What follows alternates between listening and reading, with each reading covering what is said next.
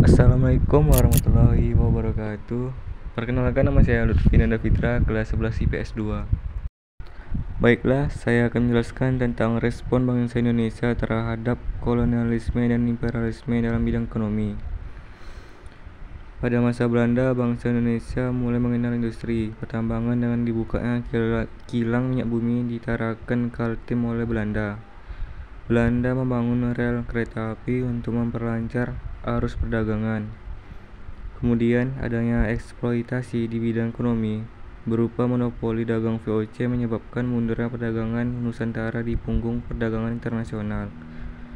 Pembentukan VOC tidak ada yang menguntungkan bagi rakyat Indonesia. Kebanyakan hanya segelintir pihak yang mendapat keuntungan, yaitu elit bangsawan yang menjadi kemanjangan kaki tangan pemerintah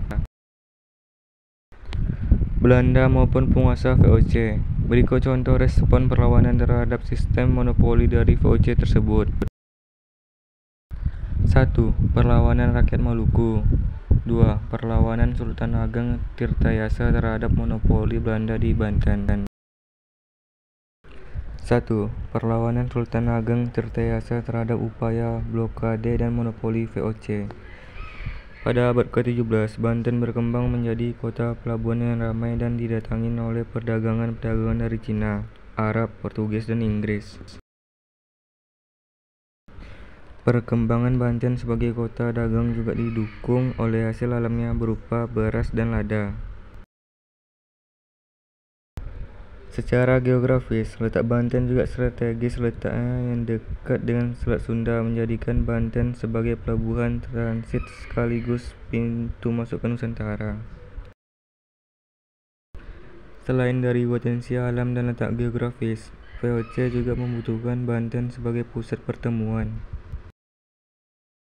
VOC di bawah pimpinan Gubernur Jenderal Joen Metsuker berusaha menguasai Banten dengan memblokade akses menuju pelabuhan Banten. Tujuannya untuk memperlemah perekonomian Banten. Kesultanan Banten yang dipimpin oleh Sultan Abdul Fattah atau Sultan Ageng Tirtayasa 1651 sampai 1682 mengadakan perlawanan dengan menyerbu dan merampas kapal-kapal Belanda yang bernaung di bawah VOC. Untuk memperkuat pasukannya, Sultan Ageng Tirtayasa meminta bantuan kepada Turki, Inggris, Denmark, dan Prancis. VOC menggunakan siasat adu domba untuk menaklukkan Banten antara Sultan Ageng Tirtayasa dengan putranya Sultan Haji. VOC menghasut Sultan Haji agar merebut tatah dari ayahnya.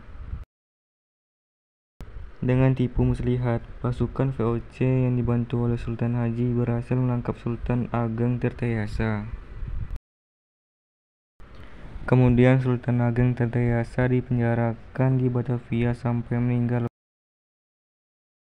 tahun 1692. Sultan Haji sendiri akhirnya naik tahta dengan restu VOC, memerintah dari tahun 1682 sampai dengan 1687. Perjanjian inilah yang menandai berakhirnya kekuasaan Kesultanan Banten dan dimulainya monopoli VOC atas Banten. Dengan demikian berakhirlah perlawanan Sultan Ageng Tirtayasa. 2. Perlawanan Makassar terhadap monopoli VOC. Perlawanan Kerajaan Makassar terhadap VOC dipimpin oleh Sultan Hasanuddin. Pada tahun 1667, Sultan Hasanuddin memimpin pertempuran melawan VOC yang dipimpin oleh Spilman. VOC berusaha mengungkit permusuhan lama antara kerajaan Gowa dan Bon. Raja Bugis yang bernama Arupalaka berhasil dihasut oleh VOC agar melawan Sultan Hasanuddin. Pertempuran pun berkobar di Buton dan Makassar. Karena keberaniannya, VOC memberikan julukan ayam jantan dari timur kepada Sultan Hasanuddin. Kemudian, Makassar dikepung dari darat dan laut. Pertahanan Makassar berhasil dipatahkan oleh VOC. Sultan Hasanuddin menyerah dan terpaksa menandatangani perjanjian Bonggaya pada tanggal 18 November 1667 yang isinya sebagai berikut. A. Wilayah Makassar terbatas pada Goa. Wilayahnya Bon dikembalikan kepada Arupelaka. B. Kapal-kapal Makassar dilarang berlayar tanpa izin dari VOC. C. Makassar tertutup untuk semua bangsa, kecuali VOC dengan hak monopolinya.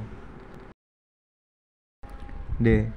Semua benteng harus dihancurkan, kecuali satu benteng ujung pandang yang kemudian diganti dengan nama Fort Rotterdam.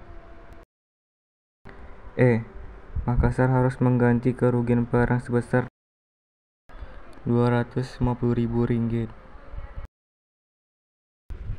Sultan Hasanuddin juga bermaksud mencegah jatuhnya banyak korban di kedua belah pihak. Harus berhadapan dengan bangsa sendiri, yaitu Tidore, Ternate, Bouton, dan Bon yang membantu Belanda. Beberapa bulan kemudian, pertempuran berkobar lagi. Namun akhirnya Sultan Hasanuddin kalah dan kembali menyerah. Sejak saat itu, para pejuang Makassar pergi merantau.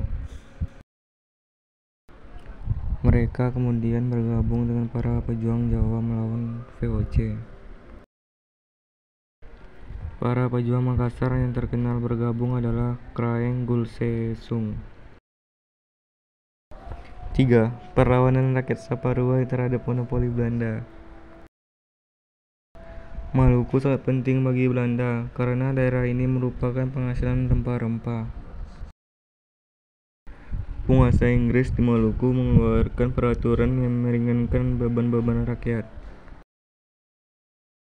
Berdasarkan Traktat London tahun 1814, maka semua jajahan Belanda di Nusantara kembali diserahkan dari Inggris kepada Belanda. Penguasa Belanda di Maluku kembali menjalankan praktek-praktek lama. Masih terdapat beberapa kewajiban lain seperti kewajiban kerja belandong, penyerahan gabah-gabah, penyerahan ikan asin, dendeng, dan kopi. Pada tahun 1817, rakyat Maluku bangkit melawan kekuasaan Belanda. Rakyat Maluku berkobar di Pulau Saparua yang dipimpin oleh Thomas Matulesi, atau yang lebih dikenal dengan Patimura.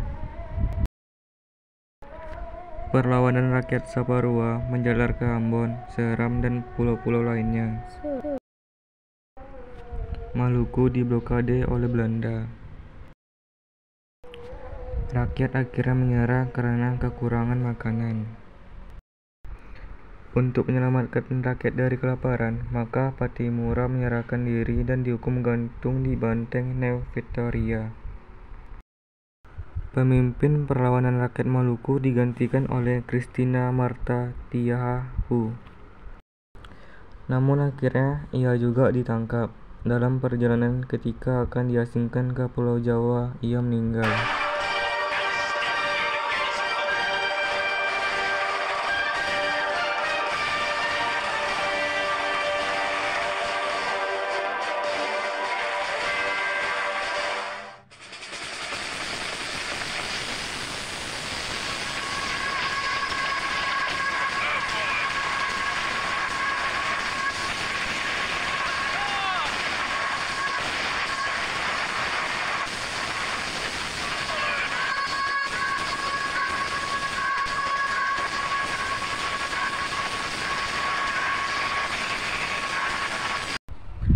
Andai saya ada di zaman itu, saya akan ikut mempertahankan tanah air saya Indonesia dan tidak membiarkan Indonesia diambil alih dan jatuh ke tangan VOC.